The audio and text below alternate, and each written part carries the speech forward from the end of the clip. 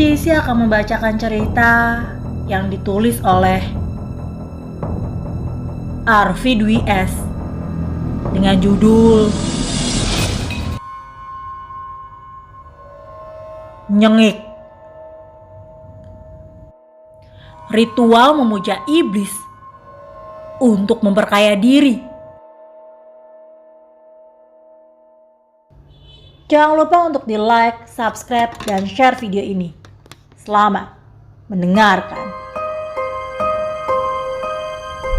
Dari cerita ibuku, di hari kelima sebelum acara pernikahan inilah, pamanku pulang ke rumah dengan keadaan yang kurus kering. Assalamualaikum, Mak. Pak. Suara pamanku dari luar pintu kayu rumah nenekku kala itu. Waalaikumsalam. Wanto. Nenekku langsung memeluk anaknya yang sudah lama tidak bertemu. Mak. Pamanku memeluk erat wanita tua yang menjadi kebanggaannya. Kemana kamu, Tok? Emak rindu sama kamu. Kenapa kamu pergi lama sekali, Tok? Kata nenekku mencerca paman dengan beberapa pertanyaan. Maaf, Mak. Wanto pergi merantau. Wanto tidak pulang karena Wanto pergi jauh. Sudah, Tok. Kamu pulang pun emak sudah sangat bersyukur. Nenekku mempersilahkan anaknya untuk masuk ke dalam rumah yang sudah lama tidak dia temui. Nenekku terus menggenggam tangan anaknya untuk melampiaskan kerinduan yang sudah tidak tertahankan itu. Di tengah-tengah perbincangan, datanglah kakek dengan cangkul yang setia menggantung di pundaknya yang mulai membungkuk. Bapak, masih ingat juga kamu sama rumah ini, Tok? Ketus kakekku. Kakekku adalah tipe orang yang cuek dan juga sangat dingin terhadap semua anak-anaknya. Terlebih pada Paman Wanto. Kata ibuku, Paman Wanto sedari kecil adalah anak yang nakal. Sudah terlalu banyak hal yang membuat kakekku kecewa karena ulah Paman Wanto. Maaf, Pak. Wanto kerja. Kerja apa? Berapa gaji yang dijanjikan bos kamu sehingga kamu meninggalkan semuanya? Berapa, Tok? Udahlah, Pak. Kasihan Wanto. Dia akan baru pulang. Bicarakan semuanya secara baik-baik, Pak. Selayaknya bapak pada anaknya. Bukan seperti ini. Maafin Wanto, Pak. Simpan saja maaf kamu, kata kakek, berlalu meninggalkan nenek dan juga pamanku kala itu. Singkat sekali waktu berlalu. Dari cerita ibu, hari ini adalah hari pernikahan ibu dan juga ayah. Baik keluarga ayahku atau ibu, sama-sama tidak memiliki uang yang berlimpah untuk sekedar membuat syukuran kecil-kecilan di hari pernikahannya. Tidak ada rio-rio acara pernikahan di hari bahagia ibu juga ayahku. Nenekku terus menitikkan air mata menyaksikan anaknya menikah tanpa ada sesuatu yang istimewa. Emak gak perlu tangisin Marni. Maafkan emak nih. Maafin Wanto juga ya Mbak. Harusnya Wanto bisa bantu Mbak sedikit-sedikit. Gak apa-apa Tok. Kepulangan kamu adalah hadiah terindah untuk Mbak. Jangan kemana-mana lagi ya Tok. Emak butuh kamu. Harusnya kamu seperti mbak-mbak dan mas-masmu Tok. Mereka sukses di perantauan.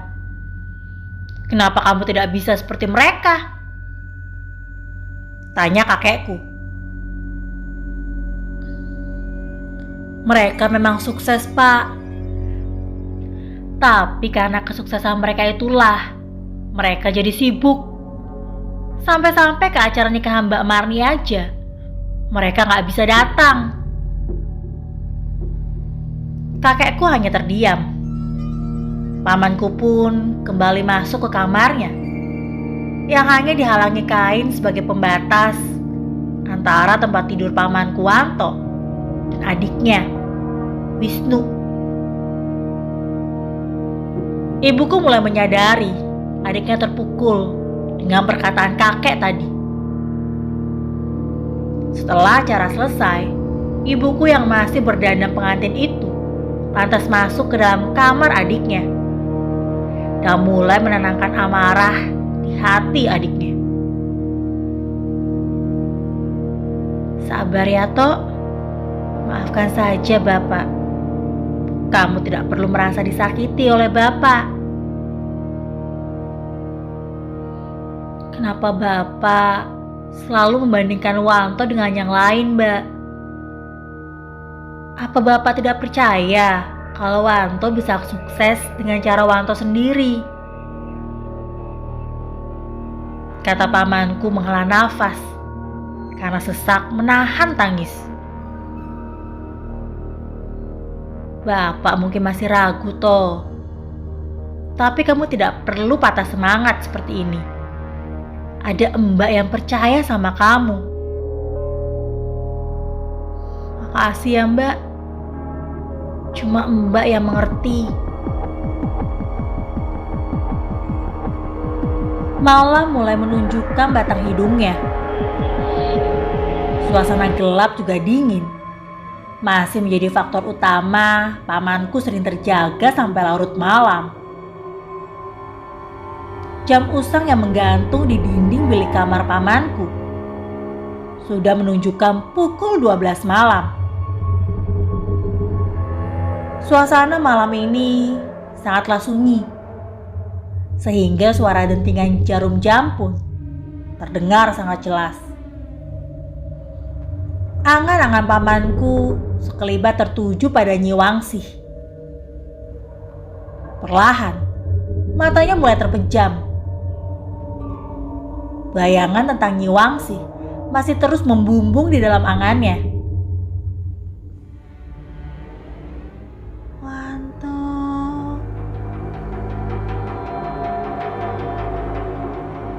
Lirih seseorang di telinga pamanku. Matanya mulai terbuka. Dan betapa terkejutnya pamanku ketika matanya terbuka dengan lebar. Pamanku mendapati Nyi Wangsih sudah ada di kamarnya. Nyi, mana kamar yang kamu janjikan untukku, Wanto? Rumahku tidak memiliki kamar yang banyak, Nyi. Jangankan untuk dikosongkan, untuk kami tidur pun harus berdempetan seperti ini. Siapkan perapian di dapur untukku. Perapian? Iya, Wanto. Sudah saatnya kamu mengambil bekal yang aku janjikan waktu itu. Pamanku pun berjalan menuju dapur dan mulai menyalakan api sesuai keinginan Nyi Wangsih. Di tungku api tradisional inilah pamanku mulai berkomat kamit sesuai arahan Nyi Wangsih. Berharap kekayaan akan segera datang kepadanya. Buka matamu, Wanto. Pamanku membuka matanya secara perlahan. Pamanku kembali tersentak ketika melihat begitu banyak uang berada di hadapannya. Tangannya mulai meraih uang-uang itu untuk memastikan apakah yang dia sedang saksikan saat ini adalah sebuah kenyataan. Nikmati uangmu, Wanto. Jangan lupa, aku adalah istrimu. Tidak ada yang lain. Terima kasih, Nyi. Terima kasih. Pamanku sangat senang sekali karena uang-uang gaib ini. Dia terus memunguti uang yang begitu melimpah di hadapannya. Sekarang uang itu sudah dimasukkan paman ke dalam tas hitam lusuhnya. Sekarang, pamanku mulai sangat-sangat dibutakan oleh uang-uang siluman itu. Hari mulai berganti. Pamanku membuka tas hitamnya ketika matahari mulai menampakkan cahayanya lewat celah-celah bilik yang menutupi semua bagian kamarnya. Uangnya masih ada. Berarti ini bukan mimpi, kata pamanku melihat uang yang semalam diberikan oleh Nyi Wangsih kepadanya. Mak! Mak! Apa toh? Emak pergi ke pasar sekarang juga. Beli apapun yang emak mau di sana. Kamu kenapa sih, Tok? Menghayal saja kerjaanmu. Wanto punya uang yang banyak, Mak. Ini hasil Wanto merantau selama 2 tahun ini, kata pamanku sambil menyodorkan tas hitam yang ada di tangannya pada nenekku kala itu. Apa ini, Tok? Tanya nenek sembari membuka tas hitam kumuh milik anaknya ini. Betapa terkejutnya nenekku ketika melihat lembaran uang pecahan 100 ribuan dan jumlah yang banyak di dalam tas anaknya. Ini uang apa, Tok? Ini uang Wanto, Mak. Mendengar keriuhan yang terjadi, kakekku yang pada saat itu sudah membersihkan cangkulnya dari lumpur segera menghampiri paman dan juga nenekku. Dari mana kamu mendapatkan uang sebanyak ini, Tok? Ini uang Wanto, Pak. Wanto merantau ke luar negeri. Jadi Wanto dibayar dengan uang mereka. Lalu Wanto tukar dan inilah hasil penukaran uang itu, Mak. Tolonglah percaya Wanto. Wanto bukan mengambil hak orang lain. Baiklah, kalau memang benar kamu tidak melakukan perbuatan itu, pergi saja, Mak. Kamu ke pasar. Belikan apa yang Wanto minta, kata kakekku. Iya, Mak. Kita akan makan enak kali ini. Oh iya, Mak. Sekalian saja, kita ubah saja rumah ini supaya lebih bagus. Lebih baik jangan, Tok. Emak tidak perlu rumah yang bagus. Mending kamu simpan saja uang ini untuk keperluanmu nanti. Toh, nanti pun kamu kan akan menikah. Dan kami akan kembali hidup berdua di sini. Sudahlah, Tok. Wanto janji, Pak. Mak, Wanto tidak akan meninggalkan kalian di sini. Wanto akan bawa kalian kemanapun Wanto pergi. Terima kasih, Tok. Kalau begitu, Emak pergi ke pasar dengan Wisnu ya, kata nenekku menitikkan air matanya. Nenekku pergi ke pasar dengan raut wajah yang nampak bahagia. Terima kasih, Nyi. Nyai sudah memberikan kebahagiaan untuk Emak, lirih pamanku. Hari ini rencananya paman ingin meminang anak seorang juragan tanah yang kaya raya, dengan pakaian serba baru yang sengaja dibelikan nenek di pasar, dan tentunya dengan uang dari perapian itu. Apa Mas yakin lamaran Mas akan diterima? Tanya pamanku yang paling bungsu. Itu adalah Paman Wisnu. Mas cinta sama Ritanu. Mas yakin dengan barang yang Mas bawa, Pak Bucek akan menerima lamaran Mas untuk Rita. Nenek, kakek, Paman Wisnu dan Paman Wanto berjalan menuju rumah Juragan Bucek, sang juragan tanah. Perjalanan jauh harus rela ditempuh pamanku untuk menyampaikan maksud baiknya melamar Rita. Sesampainya mereka di depan pintu rumahnya, mereka sudah harus berhadapan dengan begitu banyak penjaga yang memang selalu siaga menjaga rumah tuanya itu. Ada perlu apa Anda kemari? Tanya salah satu penjaga. Saya ingin bertemu dengan Pak Bucek. Tuan Bucek sedang sibuk, lain kali saja. Tiba-tiba Pak Bucek keluar dari balik pintu dengan tatapan yang tajam ke arah keluarga miskin yang sudah dengan lancang menginjakkan kaki di rumahnya. Mau apa kalian kemari?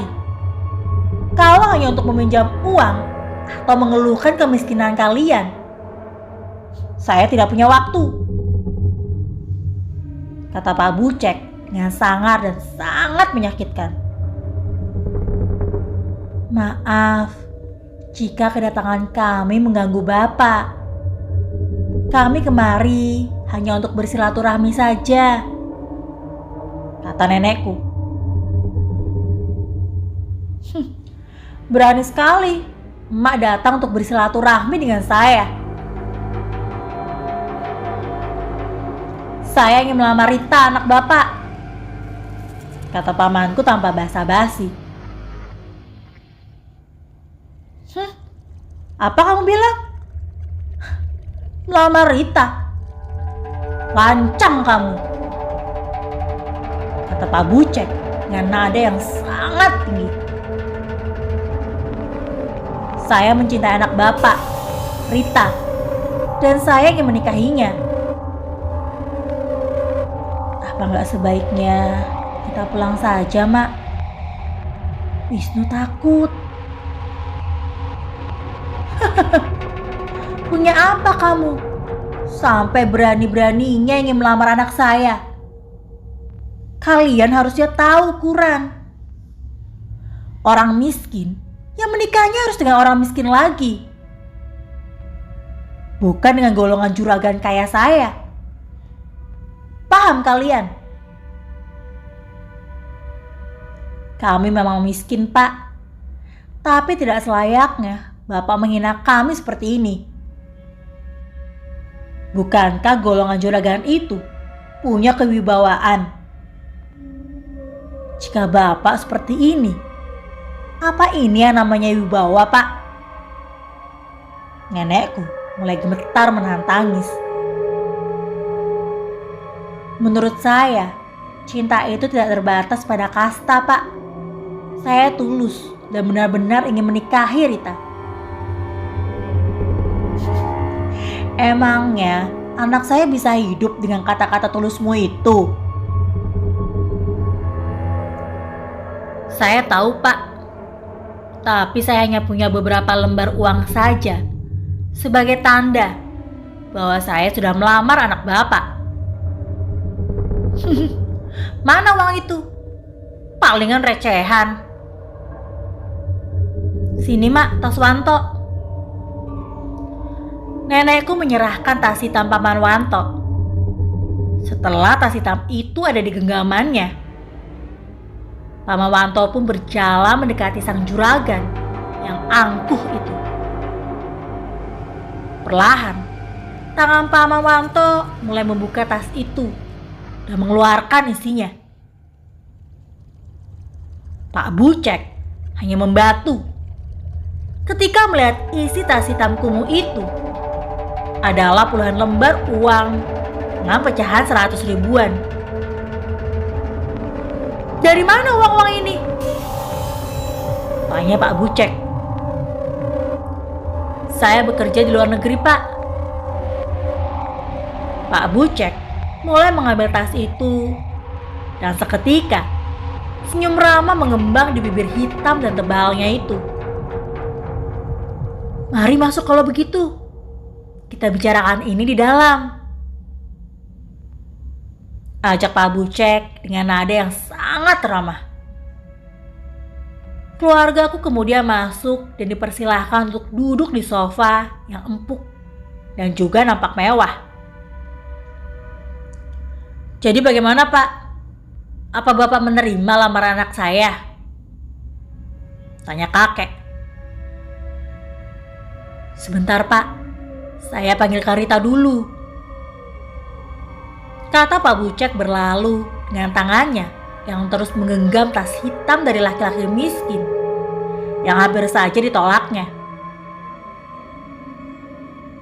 Beberapa saat kemudian, Rita datang dengan senyuman manis yang menggetarkan hati pamanku. Sosok Rita yang ramah juga cantik sanggup membuat pamanku kembali jatuh cinta pada wanita desa ini untuk kesekian kalinya. Ini Rita. Namanya Wanto. Iya, Pak. Rita sudah tahu. Saya ingin menjadikan putri Bapak istri saya. Saya tidak akan menjanjikan kebahagiaan atau harta yang melimpah. Saya hanya punya hati yang siap untuk selalu mencintai putri Bapak. Tangan yang siap untuk menuntunnya ke jalan Tuhan.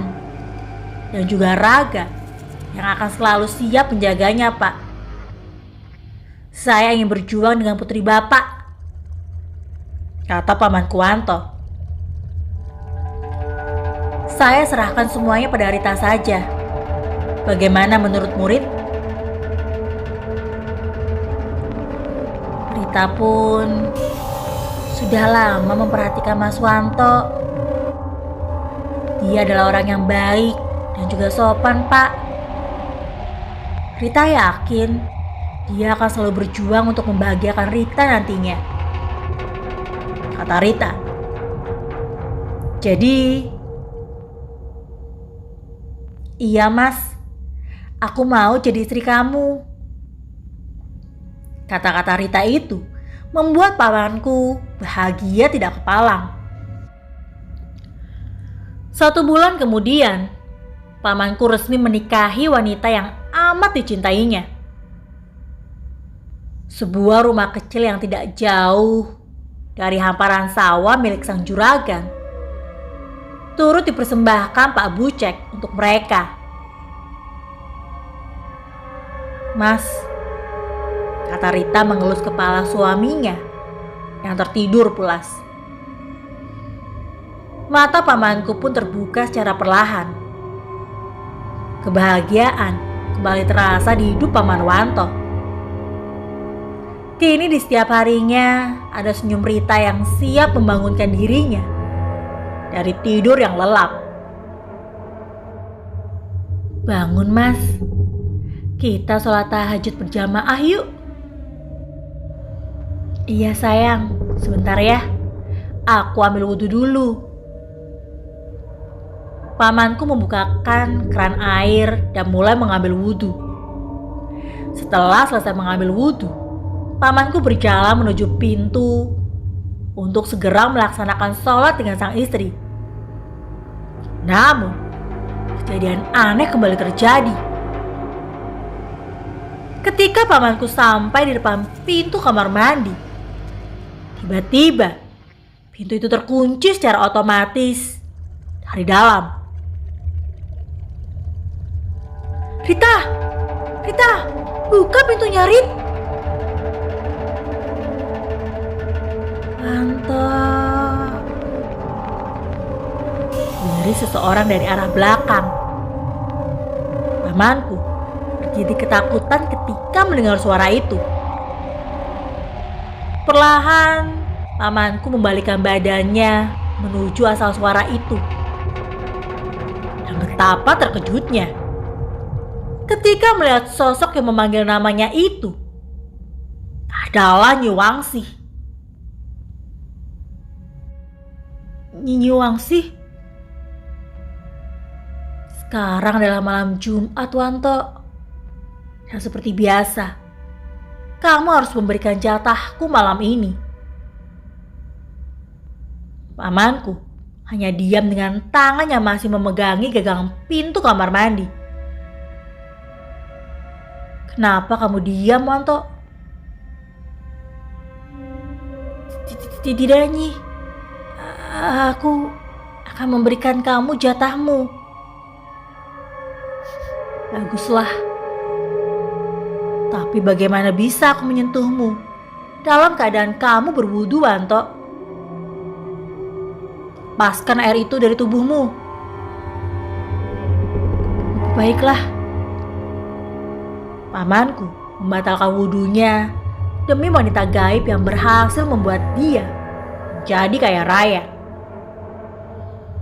Kepada istrinya, Mama Wanto berdalih tiba-tiba merasakan sakit di kepalanya, sehingga dia tidak sanggup untuk sholat malam ini. Pamanku memberikan jatah kepada wanita gaib itu setelah istrinya tertidur lelap. Keesokan harinya, seperti biasa, setelah pamanku memberikan jatah kepada Nyi Wangsi, pamanku segera menyalakan perapian di dapurnya untuk mengumpulkan lembaran uang dari wanita gaib itu. Sayang, aku masih punya tabungan sisa pernikahan kita waktu itu. Mau kamu belikan apa? Apa saja, Mas, terserah kamu. Bagaimana kalau kita pergi ke kota? Lama aku tidak ke kota. Baiklah, ayo kita pergi sekarang saja. Kamu siap-siap ya? Iya, Mas. Mereka pergi ke kota dengan membawa uang-uang gaib yang Paman Wanto dapatkan dari hasil pesugihannya pada wanita gaib itu. Pamanku dan istrinya membeli beberapa perhiasan dan juga sebuah mobil mewah keluaran terbaru. Makasih ya, Mas. Iya, sayang. Tiba-tiba, sebuah bisikan hadir di telinga Paman Wanto. Jangan sampai kamu mencintai dia melebihi kamu mencintaiku, Wanto. Ceritanya selesai sampai di sini. Tunggu kelanjutannya hanya di Tengak-Tengok channel YouTube. Terima kasih.